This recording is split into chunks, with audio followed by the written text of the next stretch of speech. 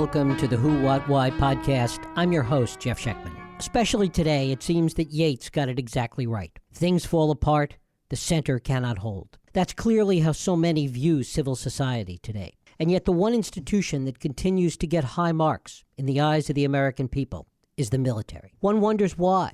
Is it good order and discipline, the uniform, or some vague notion of competence, even as we can't seem to break or resolve two endless wars? The military leaders that Trump once referred to as my generals were unable to right the ship. A West Point graduate that is our Secretary of State seems unbound from the honor codes of that institution. And yet the military inspires and values loyalty, unequaled by any other American institution. Why is this?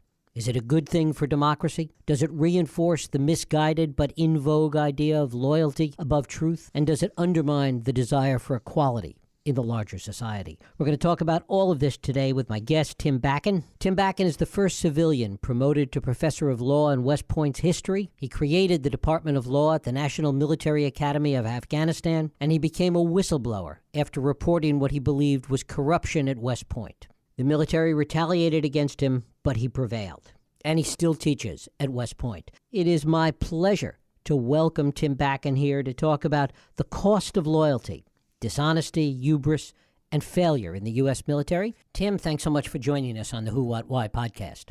Thank you, Jeff. I really appreciate it. Why is it, do you think, that with all the kind of attacks on institutions of government today, that the opinion of the military still remains so high? People, of course, respect anyone in the military, as we should, but as I've described, the military has fastidiously separated itself from civil society. This happened more than ever after World War II and continued certainly through the Vietnam War and today. As a result of that, many Americans do not have a sense of what's happening in the military, and they understand what they see on TV and what the politicians will tell them and what the military generals, frankly, will tell them also. And that, as we've seen from the recent release of the Afghanistan papers, 600 interviews with military and civilian leaders, is not the way we should be operating in a democracy. What we found, for example, from the Afghanistan papers was that those people, the military generals and the civilian leaders, believed that the war in Afghanistan could not be won, and they did not have a way to do it. One lieutenant general said, after he was retired, according to the Afghanistan papers, is that we didn't have the foggiest notion of what we were undertaking, yet we've been there now for 19 years going on, and still this country has not risen up. Our civilian population have not risen up to speak and say that we should not be in Afghanistan any longer, and yet we remain. So the answer to your question, I think, is not so much that we don't have enough hardware for the military. It receives over $700 billion a year. Consider that over 75 years, and we're into the range of about $50 trillion. But rather, we have lost our bearings and somewhat our perspective on what the military should be doing for us. To what extent does this attitude that we have today go back to Eisenhower and that period, and the immediate post-war period? I think it goes back even prior to Eisenhower. I trace it to the Korean War, when after World War II, the American military was imbued with hubris from a great victory in that war, and then in Korea thought that the military could do almost anything. And Eisenhower recognized early on that the near worship of the military and the military contractors who support the military would soon bring a new perspective to the American military and the American culture and society. And that new perspective indeed did give rise to the Vietnam War, the war in Afghanistan, the war in Iraq. Not one of those wars was something that should have been fought for more than several months, or perhaps in the case of Afghanistan, a year and possibly up to 2 years. But obviously, we now know, and many people believe then, that the Iraq War should not be fought, and the same holds true with the Vietnam War. But this perspective of our culture and our society, and indeed our civilian government, Congress and presidents, turning over the conditions of foreign policy to the military, and military intervention being a primary result of that foreign policy has led us astray. And we can see this in just the costs of the wars since World War II, Korea, Vietnam, Afghanistan, and Iraq. The number of U.S. soldiers killed has been 100,000 in those wars, and Iraq and Afghanistan still continue. And the number of people killed in the countries in which the U.S. either invaded or intervened, and there's really not much dispute, although nobody is 100% sure what the actual number is. Nobody will ever be sure. Ranges from 3 million to 6 million people killed in those countries. And what has the world received from those interventions? Probably most people would say that those places, North Korea with nuclear weapons, Vietnam, communist, China backed those two countries in the two wars, Korea and Vietnam, and Afghanistan and Iraq, are in worse condition and more threatening to the United States and its allies than when the U.S. intervened in all those wars. That's not a very good result under any measure. As all of this has unfolded, talk about how the military internally has talked about this. How do they see it? How do they view the mistakes they've made and the things they've done? They see themselves as a separate society, and that's a critical issue and a critical problem, because that has allowed them to distance themselves from civilian society. And as a result, and Samuel Huntington, a former professor at Harvard, was one of the first to recognize this, they have developed loyalty and patriotism as the top values. And those top values, the number one value in the Army is loyalty, have superseded all the other values. And as I described in the book, that includes truth. Researchers at the Army War College, two former colonels, have said that the military is almost devoid, especially the Army, of truthfulness, and that this unwillingness to speak up, this willingness to cut corners, not only affects the military at home in the United States, but also when it goes to the various wars around the world. And we have seen that in every single conflict, Vietnam, Iraq, Afghanistan, we have not been told the truth. And what I've focused on is something that's very basic, very fundamental, and that is the generals in all of those wars knew during the wars or prior to the wars, but let's just say that they weren't certain prior to the wars, but they certainly knew during the wars that either the wars could not be won or we should withdraw from the wars because the generals did not have the wherewithal to understand how to win the wars. In either event, if we couldn't win the wars, if the generals didn't have the competency necessary to win the wars, we should expect them to speak up. But not in one instance did any general serving in any of the wars ever speak up and say that we should leave or say that we should withdraw. I'll give one example from the Vietnam War. The Army Chief of Staff was Harold Johnson, and he believed that the war could not be won, and he believed also that the commanding general in Vietnam, Westmoreland, was fabricating numbers. And in fact, evidence now shows almost everybody believes that Westmoreland was saying that the U.S. troops were killing more Vietnamese than they really were, and that North Vietnamese were not replacing the troops that were killed, but in fact they really were. General Johnson said, and this was near the end of his life, he was the Army Chief of Staff in 1964 through 1968, that I wish I had gone into the White House where Lyndon Johnson was president and dropped off my 4 stars and walked out and told the American public that we can't win the war. But he didn't. And he said, I'll go to my grave with that moral failing on my back. And that has been the case in every single war. We haven't heard all the generals after they retired say that they'll go to their graves with that moral failing on their back, but we have certainly not heard any general tell us not to get into a war and to get out of a war once we're in it because that particular general believes we cannot win it. Has there been a difference in how the military has acted in peacetime versus when we're at war? Certainly, the military is not intervening in other places during peacetime, but the reality is, and I'll just answer it indirectly first and then try to answer it more directly second.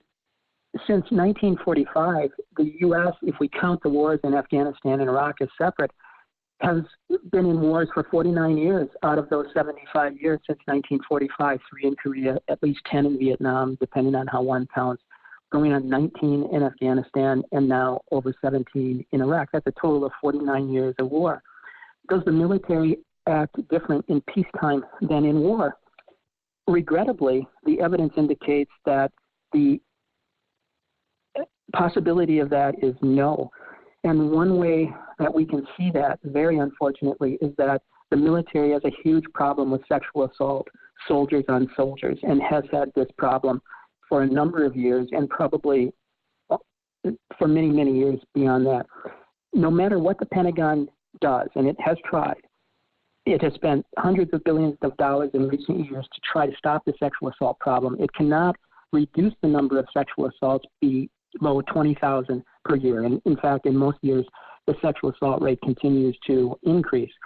Unfortunately, if we look at the three military academies, West Point, the Naval Academy, and the Air Force Academy, the evidence indicates, based on a Pentagon study and also a study by the Department of Justice, if one takes the time to work through those two studies and compare women at the military academies with women students at other colleges, it appears that women students at the military academies experience a 5 times more likely rate of sexual assault than women students at other colleges in the United States.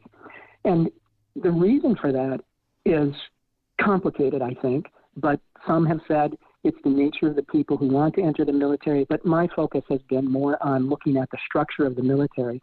It seems to be that an authoritarian society like the military, which is the most authoritarian and it's been more authoritarian in recent years than ever, is susceptible to having abuse within its ranks. And in an authoritarian society where hierarchy is everything, where the main goal is to have as much control over as many people as possible, people will be drawn to a situation where they can take advantage of other people. And in that environment, and I believe it should be changed, I think the rank system and the hierarchy and the authoritarianism of the military are relics of the past. There will be sexual assault that cannot go below a certain number or a certain percentage every year. And that number and that percentage are far too high. Talk a little bit about the institutions of these academies, West Point, the Naval Academy, the Air Force Academy, the degree to which they are, in addition to symptomatic of this hierarchy that you talk about, they're also corrupt in so many ways, which really leads to what you blew the whistle about. One way to see the academies is to provide a couple examples of how they operate. At West Point, for example, over the past 200 years, 145 of 150 of the 3 generals, commandant, superintendent, and dean, have themselves been graduates of West Point.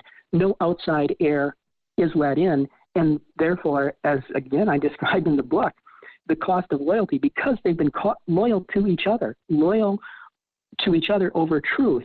Instead of hiring people based on merit, people are hired based on who they know, and who they know turn out to be people who are fellow West Point graduates.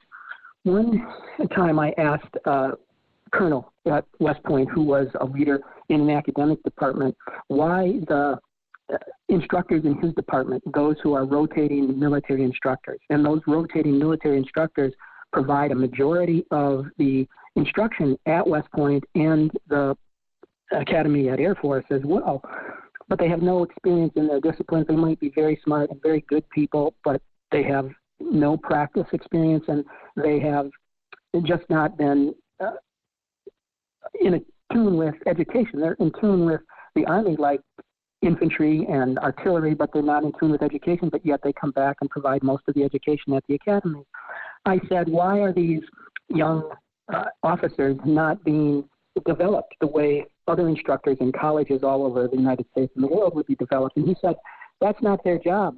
What their job is, and you will see this if you walk down the halls of West Point when classes are going on, is that they have to literally take the same colored chalk at the same time in different classrooms, and when they're writing about a particular problem, they have to use that same colored chalk. And he said, as you noted in your introduction, Jeff, this is for good order and discipline, uniformity and accountability. These are the buzzwords that are used to ensure that things will be done today the way they were done in the 1800s. And I'll provide one more recent example of just 2 weeks ago. my book came out, and obviously it was of great interest to people at West Point, especially cadets who wanted to know my perspective on why the education system at the academies is faulty. And I tried to find the book, and I finally decided to go to the bookstore and see whether the book was there. The bookstore has an area where all the books of all the professors at West Point are listed, and all the books are there. I went to the library. The library has all the books of the professors that teach at West Point, and has two of my former books also. However, I talked to the manager of the bookstore, and he said, "Your book has been banned." Now, at West Point, you can walk there and you can find the Communist Manifesto by Karl Marx.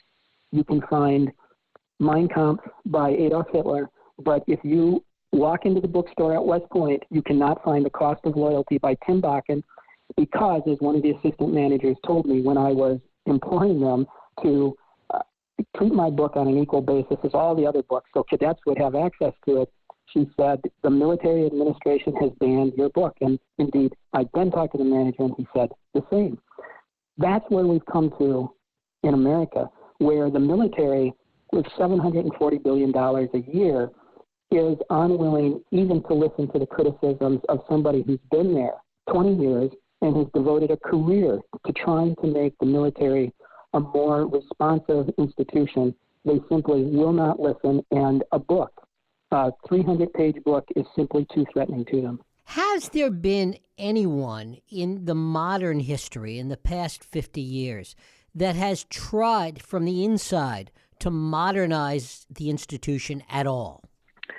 I think the answer is no to that. There is no modernization inside the military, except with one respect, and that's armaments and weaponry. The U.S. military has the best weaponry in the history of the world, and it spends, the U.S. government, on the military every year more than the next 10 or 12 nations combined.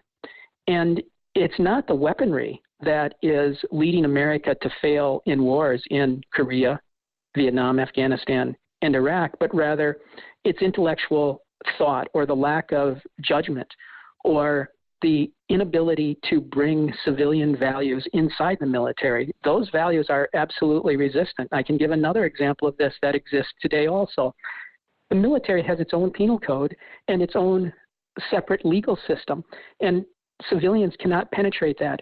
The only person who decides whether someone, for example, should be prosecuted in the military is the commander of the base on which the alleged offense occurred. That commander, not an independent military lawyer or prosecutor, and certainly not a civilian, determines whether someone will not be prosecuted or will be prosecuted. And then, and almost nobody understands this unless he or she has been close to the institution, that commander actually selects the jurors by name who will sit on the case of the soldier or officer who that commander has determined should be prosecuted. No matter how good a person that commander is, that's an abject conflict of interest. That commander has a specific personal interest in how that case is handled and what the outcome is. If there's an allegation of sexual assault, for example, at that institution, the commander might not want to institute charges because he or she might believe that shows poorly on the commander's judgment and the commander's leadership. But on the other hand, the commander might wish to punish severely somebody who has been alleged to have committed that same kind of offense. It's an impossible situation, but yet the military will resist Congress, and senators have tried. Senator Gillibrand from New York has tried to rectify this, but Congress has been unwilling. And that's where we can see very recently how the military, because of its influence in American society, has been able to fend off even Congress in trying to change the structure of the military, and the most serious thing other than actual combat, sexual assault and violence within the military. As society continues to change, as equality becomes more prevalent in society, as technology becomes more prevalent, creative destruction in all the areas that we know, as those things continue to move forward, and the military continues to stay where it is, as you've been talking about, that gap becomes wider and wider. Does there come a point where that gap, that gulf, is so wide that something has to break?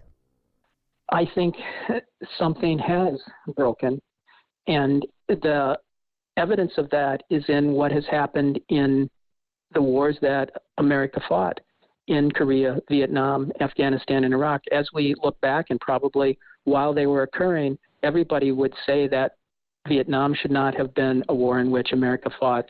Certainly Iraq should not have been, and Afghanistan should have been a war in which America withdrew after a few months when the Al-Qaeda cells were eliminated from Afghanistan and that Taliban were eliminated from leadership in the country, but yet we continued on.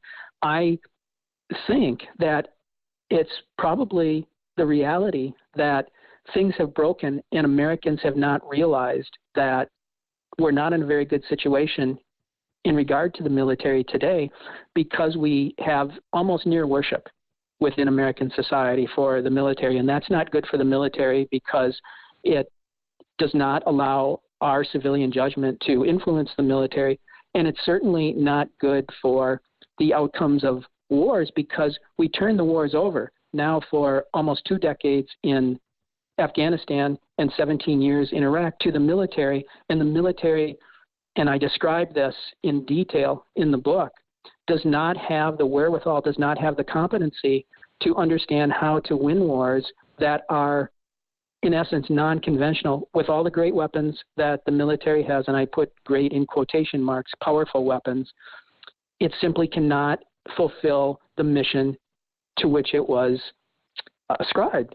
And as a result of that, it seems to me that the first thing that America has to do is recognize that the military is not fulfilling its mission and figure out a way to make the change. And the change, the fundamental change, is to stop worshiping an institution. No institution should be worshipped, and take control over the military and bring it back into civilian society and have those civilian influences be essential to the military once again. And I think we'll see a very different result. And that result might very well be that we don't fight as many wars. Do you think that that's possible? Do you think that that could happen given what you see on the landscape today? It seems unlikely because despite the losses that America has suffered, and a lot of people have said, well, maybe I shouldn't say that the wars were losses, but however you characterize them, 100,000 U.S. soldiers in those places being more dangerous today than they were when America intervened. Certainly they're failures, and even if you don't want to call those situations failures, unquestionably the U.S. military has not fulfilled the mission that the civilian government gave it.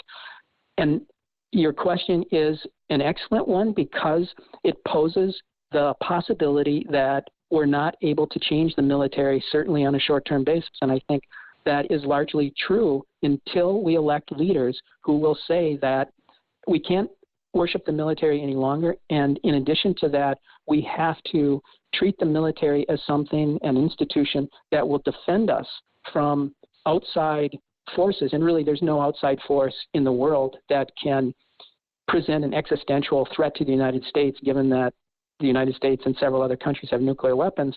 And until we do that, we're not going to be able to change our direction. And our direction is always toward conflict, military conflict with other nations and other groups as a first foreign policy change. You mentioned the Secretary of State. I've described how military leaders have gone on to become essential components of civilian government. And now the military ethos, look at corporations, they say they have chiefs of staff, is firmly entrenched within the United States. One example illustrates this, and this is not mine, this is other professors in research. Research now seems to show that when military veterans go into police departments, there was a study on the Dallas Police Department, they are 2 to 3 times more likely to fire their weapons than non-military veterans. One professor, Hugh Gusterson, talked about how since 1984 to the present day, military veterans have committed 33% of the mass killings by adults in the United States, when they make up probably 16 to 19% of the adult population. He says that either the people who are entering the military in this all-voluntary force or the training they receive in the military is the root of why they are tending toward violence when they leave the military. That's a very dangerous situation if that research turns out to be replicated elsewhere. So, Jeff, your intuition, I think, and your observation is that the military ethos is embedded in American society, and there is too much near worship of the military, and until that changes, we'll be in a difficult spot. We'll continue to provide $740 billion a year to the military with results that are not very desirable. Tim Bakken, the book is The Cost of Loyalty, Dishonesty, Hubris, and Failure in the U.S. Military. Tim, I thank you so much for spending time with us here on the Who, What, Why podcast. Thank you, Jeff. My pleasure. Thanks for asking. Thank you. And thank you for listening and for joining us here on Radio Who, What, Why. I hope you join us next week for another Radio Who, What, Why podcast. I'm Jeff Sheckman. If you like this podcast, please feel free to share and help others find it by rating and reviewing it on iTunes. You can also support this podcast and all the work we do by going to whowhatwhy.org/donate.